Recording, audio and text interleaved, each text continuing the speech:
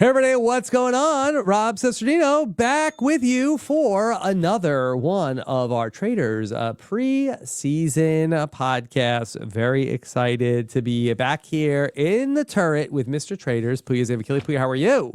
I am doing great, Rob. Happy that we're doing this. This series is going to be so much fun for everybody. And listen, we're riding a high right now. The season's very close. Yeah, we're just on the other side of the holidays and the New Year's, and January 9th will be the premiere of Traitors Season 3. And today, we're going to be talking about one of the Survivor players how much excitement is there about this man returning to our televisions, and here with us to talk about it all is the great Shannon Guss. Shannon, how are you? Rob, Pooya, I'm great. Thank you for having me. I needed this. Ooh. Ooh. Yes. Oh. Oh. Oh.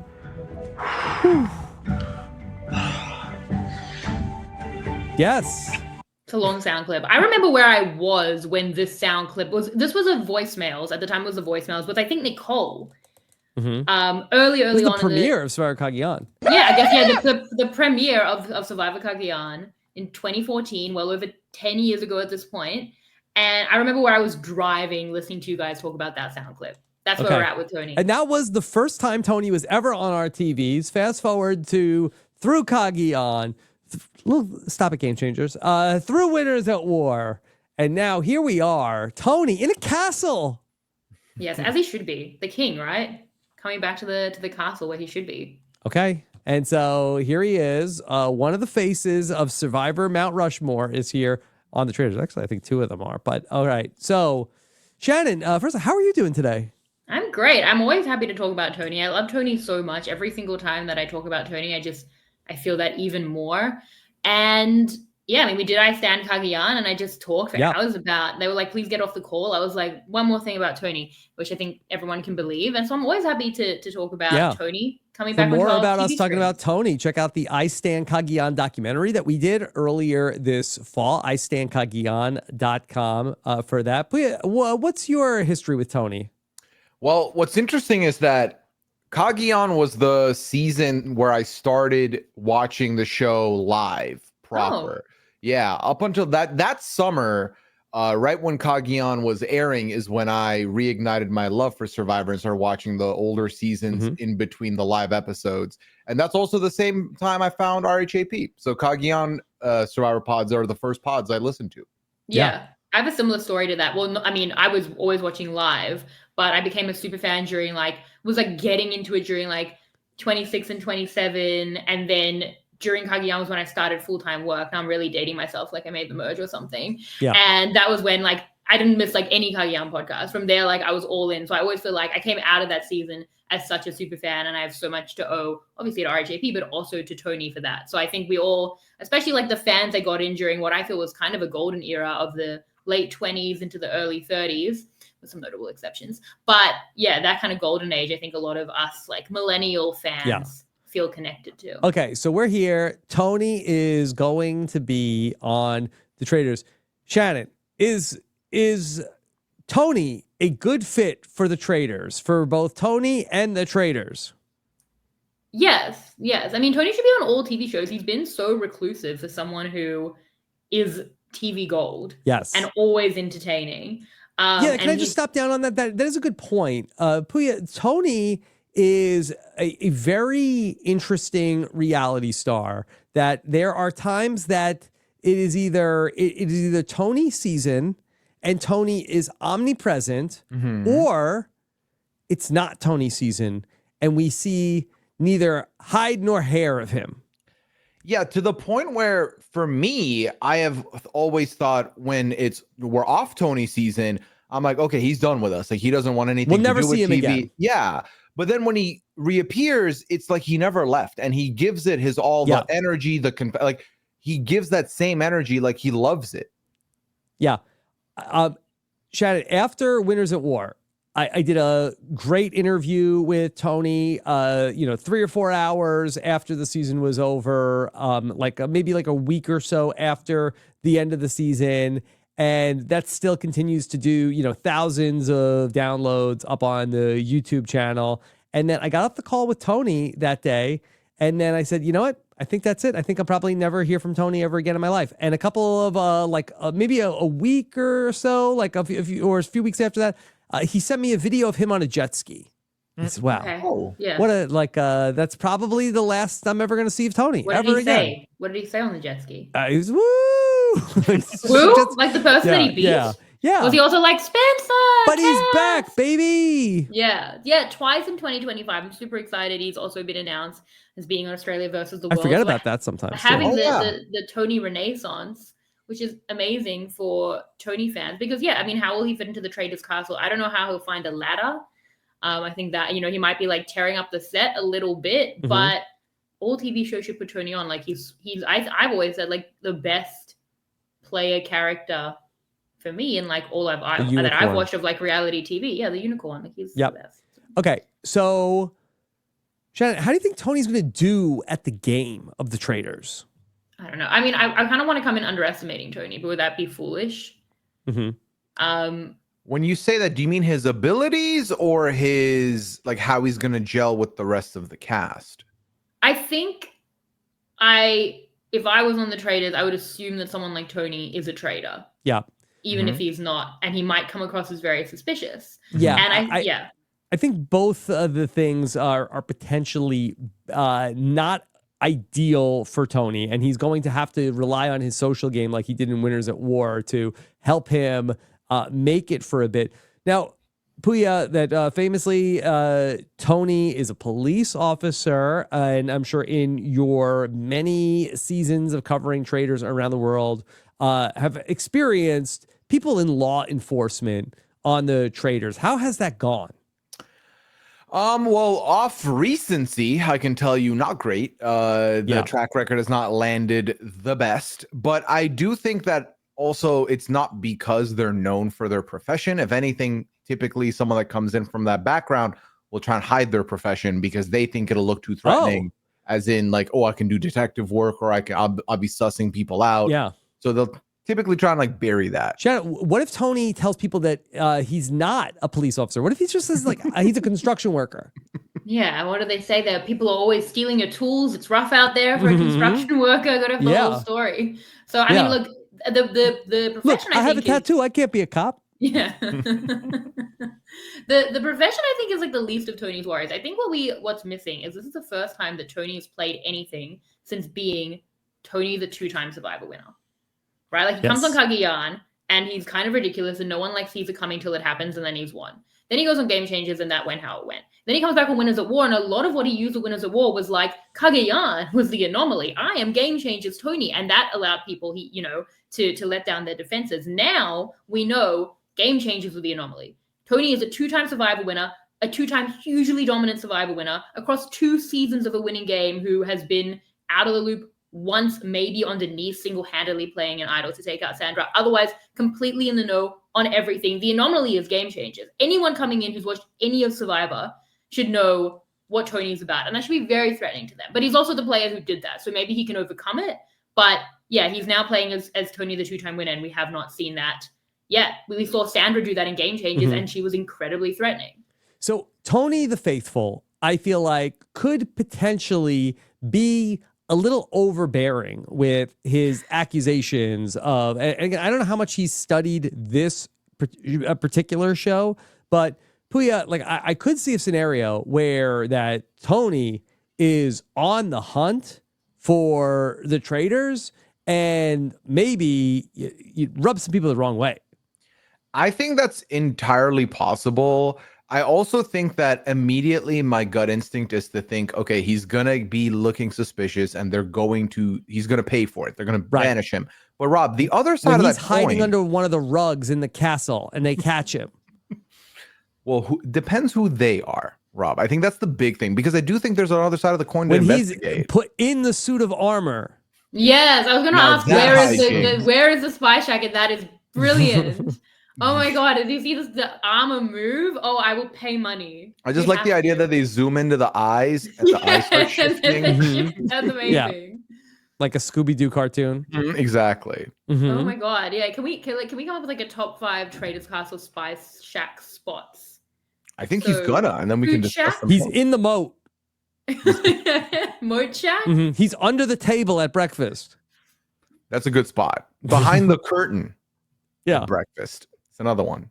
Yeah. Well, okay. There's so many good spots. Yeah. Under a rug. I think that one. There have to be trapdoors in this castle, surely. Yeah. He's in the trunk of the car going to the mission. Yeah. If there ever was a secret, one of those secret bookcases that you pull the book, he's going to Ryan Lochte was looking for it, Pooya. Yeah. And let me tell you, it's where Tony is at. Tony's going to find it. Yeah. Maybe he's just in the bookcase. If it's not there, then just like up against the books. Rob, I forgot Ryan Lochte was on the show, so you just said his name. So that's the bad scenario for Tony the Faithful.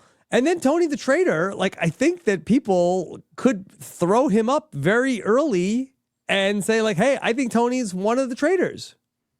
I can't even imagine Tony being a faithful. It just would be so different to the way that he's played Survivor. He's always got like a plan. Yeah, and then I think people would just accuse him of being a traitor anyway, just out of just like innate suspiciousness. Well, what I wanted to ask you, Shannon, is that we were thinking about this, and we will be having discussions throughout these profiles that we do. But a lot of the conversation about, okay, if there is a Survivor cast member that is a traitor, who would it be? And I think a lot of us have landed on 2 names. It's either Tony or it's Rob. Now, who do you think of the 2 is more likely to be in that spot? I think that they should make it Tony. From an entertainment perspective, I just think, I mean, again, we're seeing like he could spy on people. Like he's going to be fun, I think, regardless. But like, I think that he would be a really fun traitor. And I think, again, if people are going to think he's a traitor anyway, like just like, let's see him try to get away with it. But Rob is like, I think, a bigger name for casuals or people who kind of half know about Survivor. So I don't know, you're the traitor expert. What would they lean towards?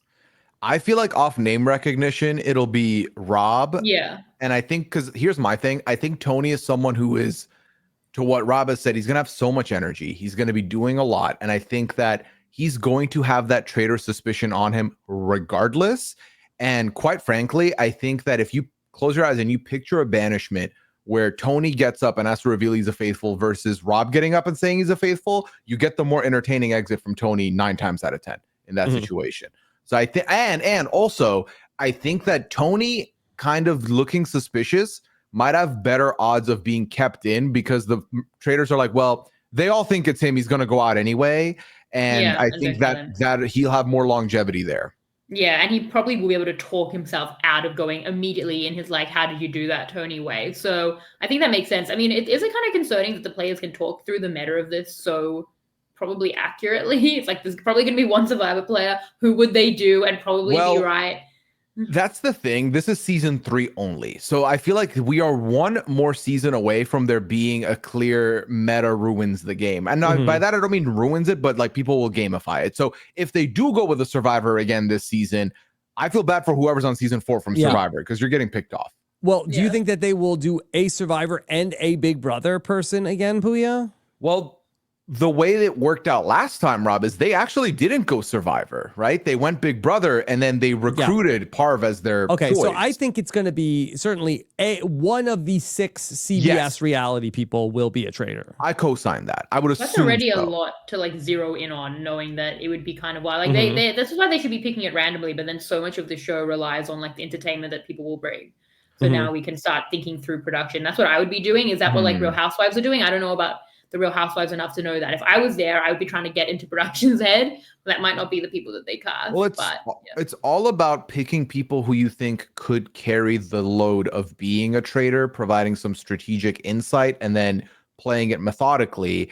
And I feel like because the CBS shows have more of a proven quantity in that area of expertise, the strategy side, which is why you see someone like a Dan be brought into the turret. Now, it doesn't mean it's always going to land in success, but I think it's because they're expected to have that in them is why they go to that pool. But the reality is, Rob, they can't keep doing this because then, inevitably we're going to have our hearts shattered when someone we want to get on the show gets on and then we have to just get a prayer candle out immediately to hope they don't get gamified out of the game. Shannon, let's go back to Tony's Survivor seasons. Can you think of any particular moments from Tony's Survivor seasons that you feel like you could imagine would have been good prep for the Traitors? Well, as we're saying, the Spy Shack. That'll be very good. He will definitely be spying. Yeah. Mm-hmm. And what could we put in the bag of tricks from in the Traitors? Like a breakfast scone or something? Like what? Something that could really help him. Well, I guess the shield might be the closest that he could get to a bag of tricks. Shield. Yeah, he needs more. He needs more trinkets than that. I mean, he's also good at like bluffing trinkets, using that kind of stuff. So I think that could be pretty good from a shield perspective. And then in terms of like his actual game of what has helped him, I mean, what do you think, Pooya? Well, I think one of the best things that Tony has is I think he's very disarming. I think that while, having strategy is one thing, but then being the character he is, but being able to be disarming goes a long way. And I think he's going to be disarming to a lot of new people he meets out the gate here. Yeah, I've always said about Tony, like, he's endearing and he has like a softness that people like. He has jurors laughing at Winners at War. He convinces Wu to take him. Like, Tony has some pretty good mind control powers that are socially based, and people like him and people have fun with him. Like, genuinely, when I'm sad, I watch the ladder scene from Winners at War. It's so good watching all these icons, all these winners just dying laughing at Tony's ridiculousness. And I think people will have fun with him in the mansion. So I think that, and he learned a lot of being that person at Winners at War. So I think that will be very good from him for a social perspective. People might just be like, just get a kick out of him and want to keep him around because they're having fun with him. And I think that is important. And we think about that less than like the razzle dazzle of like the Tony game. And Pooya, how do you think that like these random housewives and Bob Harper and all these strangers are going to react to Tony goofing off in the Scottish castle? I think he's going to, weirdly enough, I think he's going to provide laughs, Rob. Yeah, I think so. Yeah, when he's in the suit of armor, he probably will. Yeah. Maybe in a stressful environment like this, you need somebody who can laugh. And I feel like in a very high stressful situation, even the funniest person can seem a lot more reserved and nervous. Whereas Tony's been through some of the most stressful stuff on the show and has been able to laugh. I think also, not for nothing, but winning $3 million will give you I'm playing with house money energy that I think Tony's going to bring, which I think will help him, funnily enough. That is true. I mean, he is like one of the most winningest in money reality TV contestants. People might be bitter about that, but I think as well, it's like they're all playing with a degree of house money and being like, they're mostly there for like the platform, right? They're all reality stars. These aren't like civilians who are like as much relying on the money. So you want to have fun. And Tony definitely brings that fun. Even his opponents have always like liked and respected. Well, that's not, I can't say always, but like if you think about a dynamic with like a Spencer, even like the kind of like frenemy or like opponent relationship can be really positive. So yeah, I think people will really like him and want to be around him, and that might save his innate suspiciousness. So I think that is really good, because the other stuff that he does, I think, is a lot harder to do on the Traitors, like these pinpoint precision votes or flipping, stuff like, I think that's not as much the Traitors game, and that's a lot of his strategic bread and butter. So I think he's going to have to rely on his likability and then try and push votes with that. Let's talk about Tony's relationships with some of these other players that are coming back. Now, we have never seen Tony and Boston Rob on the same beach together on Survivor. That Rob votes for Tony in the Winners at War finale, but we've never seen interaction between Tony and Boston Rob before. How do you think that's going to go, Shannon? It's crazy. They were never on the same tribe, and then Boston Rob's at the edge the whole time. Tony obviously never goes to the edge. I do remember when Boston Rob voted for Tony, and he said that he had asked Natalie to do everything right, but like, you didn't. I can't do it. Listen. You didn't take out this guy and voted for Tony. So I think there's probably like a pretty healthy mutual respect. So I'm interested to see how that goes. I think that they both have enough that I doubt they're like jealous or defensive against each other. Like, I think they respect each other. Yeah, I don't know. That's really interesting. Well, I just don't know. I mean, like, I think back to young Boston Rob. And again, I know for me, I'm not the same person I was on Survivor All-Stars. So I shouldn't make any assumptions. But I feel like that Rob really wanted to hey, Ethan thinks he's the golden boy. Colby, thinks he's this. Like they're like, I think that Rob really wanted to take down the other big dogs, like in terms of like beat them in the competitions, and then also be sort of like the last guy standing from like all of these like Survivor greats that they were bringing back. So I'm wondering if there could be some competitiveness between Rob and Tony, and also from Tony's perspective, that I feel like that, like, look back, like Tony wanted to get rid of, LJ and, like Tony and Cliff Robinson. And, Tony is also not above like taking out some of these other guys who might be standing in his way for seemingly no reason. True, but I think Tony will appreciate that Rob's only jury vote ever in all his many times playing Survivor was for Tony. Mm-hmm. And I think that like Rob's mark of respect in what he said about Tony shows, I mean, yeah, there might be like some, like they're both showmen. So like that level of like competitiveness, sure. But I think like on actual feelings, I'm sure they actually like and respect each other. Yeah, Pooya, I do think in my heart of hearts, I think that they will get along. I think that, Traitors is not necessarily like the cutthroat, like only one person can win nature of Survivor. I need to take out the big threats. So I do see a world in which Rob and Tony get along pretty well. Yeah, I think especially at the beginning, it's the whole safety with numbers. I think coming into an unknown territory, finding out immediately that, oh, there's like 5 housewives here, the Bravo Lebs could band together. I think, Shannon brought up earlier these intricate voting blocks or like, just maneuvers to get numbers. I think as much as Traitors isn't that game, I think there's trends moving towards that direction anyway. And I think early on realizing that in a sea of 20 people, the people I know are probably the best people I can keep right now until I assess the rest of this group. So could a civil war break out later, Rob, and they turn ahead against each other? Definitely. But at the beginning, I'm with you. I think they'll pair off nicely. Okay, Shannon, yesterday, Pooya and I talked about Jeremy and how Jeremy might be feeling about Tony. And obviously, they have a lot of history together from winners at war. But aside from arguing about how many days there are in the week, how do you think that Tony is going to get along with Jeremy? I mean, it's the best. Like, Jeremy and Tony for me are two like top 5 US Survivor players. Like I've said, the Traitors at this point, present company excluded, has cast like my top 5 like Mount Rushmore US Survivor players. It's ridiculous. Like Sari, Parvati, Sandra, Tony, Jeremy. I think that's it. And when Tony and Jeremy, who I think were my like pretty much my top 2, well, with it Parvati and Sandra going on to Winners at War, and them teaming up was a dream. And to see that again is incredible. Like they have such a fun dynamic. Yeah, but it didn't end well. Yeah, I mean, Tony helped Jeremy a lot. He was always looking out for Jeremy. They weren't in the same space.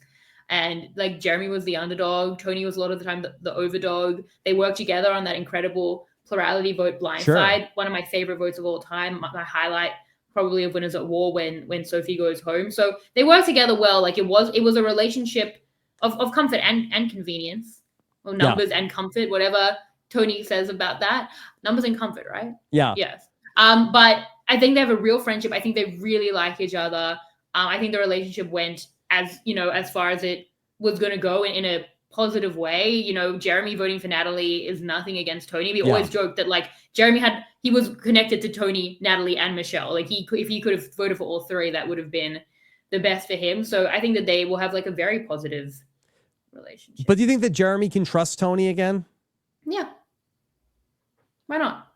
I mean, I don't remember the exact circumstances, but I feel like that. I mean, didn't Tony blindside Jeremy at the end of Winners at War? I felt like Jeremy was on borrowed time as an underdog, and Tony gave him more time, and then like his time. But then pulled the rug out from under him. Well, they can't all win. Like Jeremy was a huge threat. It was again like a mark of respect. Yeah, and they worked together really well to get there, and it was always like a kind of like you take care of me, I'll take care of you, kind of without being like super locked in. They wouldn't have like a final 2 deal or anything like that. So I felt like it was always really positive. And I don't think that there was any bad blood there. But, Tony's the one as well who crafted or at least gave voice to what we still talk about, like the lions and the hyenas. Yes. So if he's going to be doing some of that, then you want to go to these big dog CBS players and align with them. I think that Jeremy will be a very friendly face for Tony to see after coming out of his hibernation. Okay, let's talk about Tony and Carolyn, because I actually think I could see this not being such a great relationship between Tony and Carolyn. I think that Carolyn is best around people who are good listeners, and I do not think that is what Tony is. I think Tony is a great talker, and I think that I feel like this energy is not a good match. Shannon, what do you think of that? But then doesn't Carolyn like Russell? And that he was on her podcast. I think that she enjoys Russell's company. I think she could talk to Russell on the phone, but being stuck in the castle. Being on the show with Russell, I don't think that would go great. Yeah, I mean, it doesn't feel like they would get along. Like I can imagine the confessionals of Carolyn just like screaming about how Tony's driving her crazy. But then could you also, is this too much to hope for? Could you hope for like a jam Carolyn style relationship of like, we fight but we love each other, two big personalities? Could we see that, or is he just going to drive her like up the mansion wall? I don't know. I think Pooya could go either way. It really is kind of like a coin toss situation. See, I feel like they're going to be fine. I feel like, especially, having, Shannon citing the podcast guest over there, I do feel like she's going to be fine dishing it out with Tony, as long as their banter remains banter and doesn't end up being either misunderstood insult or anything like that. I do think this is actually a very good low-key pair that could do something in the game. Yeah, we'll have to see. I mean, there is a world where it could go well. I just feel like that so much of Carolyn's story in Survivor 44 was about that the players weren't hearing her out. She wasn't feeling understood. And I just don't think that that's Tony's strong suit. Yeah. It's exciting to me because while this isn't the podcast where we're going to discuss Carolyn, I feel like that was her first time on a show. Now, second time being on TV, having learned a lot of things the first time around. What looks different? I'm very curious to find out. Okay. Now, Tony, I don't believe is a Big Brother guy. So I don't know if he's going to have has any interaction with Danielle Reyes or Brittany Haynes, but Pooya would be very excited to hear Brittany talk about Tony. I think both Danielle and Brittany are going to have some very fun confessionals talking about Tony's hijinks, and I cannot wait for it. Yeah. Shannon. He won't know any of these people, right? I don't think so. He doesn't watch any. Like Tony was like, he's. Oh my God! It's Bob the Drag Queen. Right? I don't think he's gonna know anyone other than the. Will he know Carolyn? Is he still watching? We don't even know that part. I think he'll know Carolyn. I think he probably follows what's going on in Survivor. I think he watches Survivor. Well, just Survivor. Yeah. Do we think, Rob, because we talked to Sandra on a deeper level about her season. Do we think he's gotten some notes, some pointers from Sandra? I think he may have. I just don't know how much does Tony take notes from others. That's fair. He did from his wife. His wife, he said, was the one who told him to like use game changers and go undercover. I mean, he's not married to Sandra. If Sandra did, like his work wife. Yeah. Well, I guess it was Sarah as well. But Sandra, like, if Sandra gave him notes, like they should have recorded that and released it later as a podcast, because that sounds like really good content. Yeah. Yeah. Still a fun dynamic, Sandra and Tony. So, Shannon, what do you think? Do you think they make Tony a traitor or no? I don't know. I mean, yeah, Pooya thinks it's Rob. I'm happy to. I think I probably was leaning Rob anyway, if it's going to be between the two of them. But now I'm actually kind of interested in the idea of faithful Tony in the moat shack. It's so many other places, like in the pipes, in the vents. There's so many places. He's going to tear that mansion apart. So, yeah, I'm excited about that. How far do you think Tony goes? I don't know. I don't want to be disappointed. I feel like I'm not giving him credit, because I think how can he do it again? But then he does. That we're due for like every other Tony time is bad. So I think we're due for this might be the bad Tony time, and then Tony Australia versus the world. Which filmed first? Do we know? This film first. This film first. So well, that's this might be the bad Tony, and then winner that U.S. versus or Australia versus the world might be Tony might win again. Well, I mean, from your lips to God's ears, I feel like yes. I was going to ask where do you think he goes further in his 2025 appearances, and I would put more money on Survivor, right? Like he's a Survivor player. I think that's his game. Yeah. So I think that there's more he can control for what he wants to do in Australian Survivor. I guess my question is, what does a bad mean? Because it's a total of so last season, not counting the reunion, Rob, total of 11 episodes.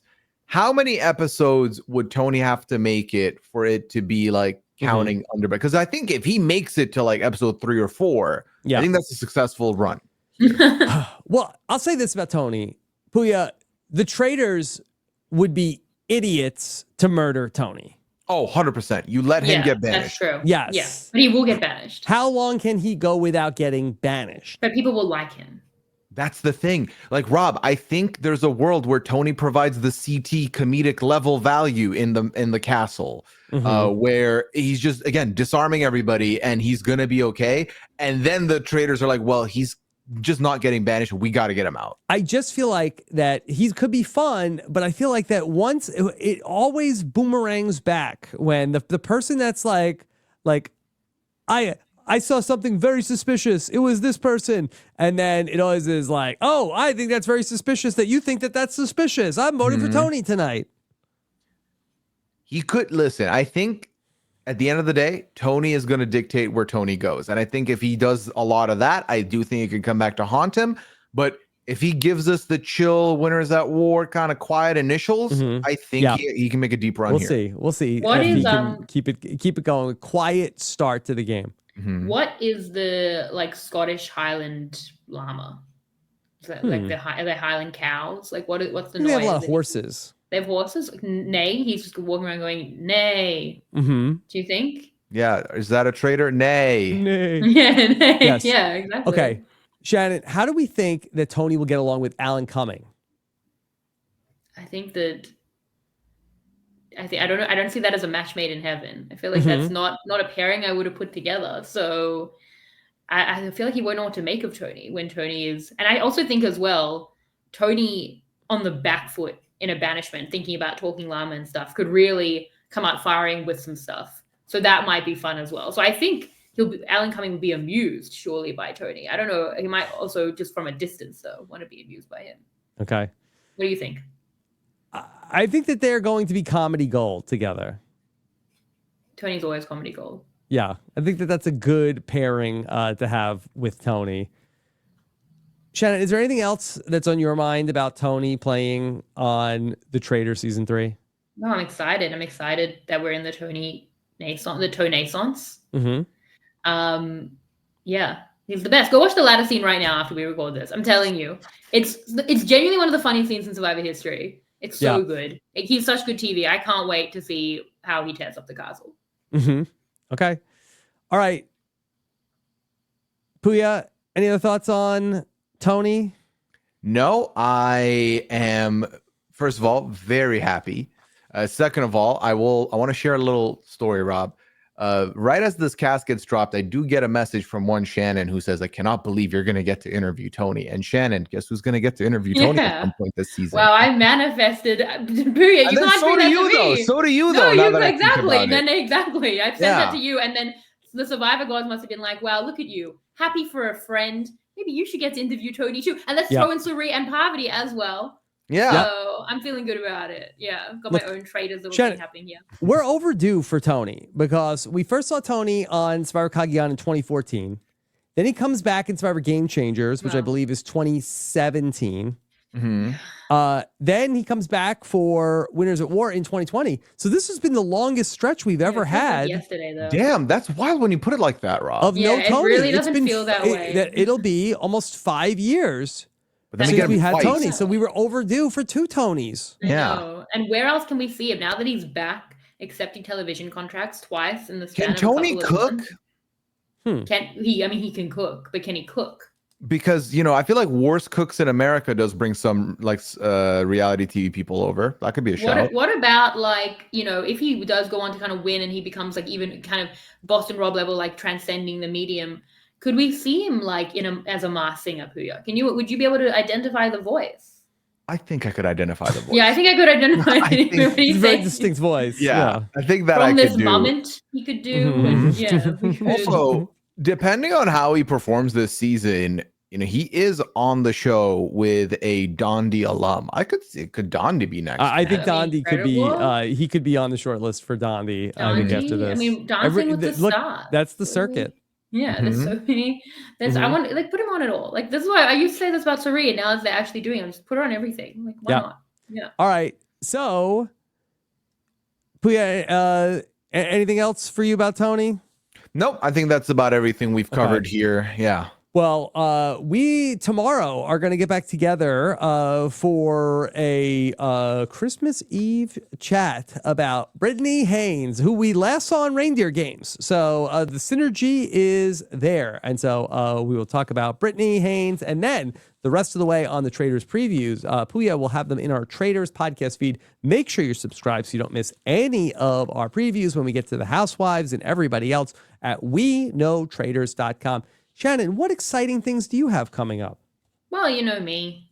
Australian Survivor's coming up at a point. So unfortunately, these two seasons are always at a similar time, which is not great for me as wanting to watch the Traitors. But we're going to get to it. There's going to be 2 seasons in 2025, as we said, the World season, Brains versus Brawn. Just wrapped up.